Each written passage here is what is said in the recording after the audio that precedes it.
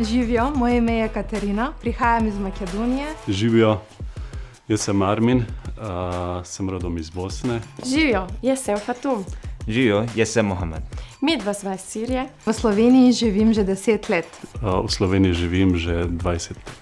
V Sloveniji sva že 8 let. Ljudje imajo predsodke, kjer zgledamo in govorimo drugače. Z časom, z leti v bistvu ta strah izgine in ljudje ugotovimo, v bistvu, da ne gre za nobeno razliko, ampak za skupni angažma.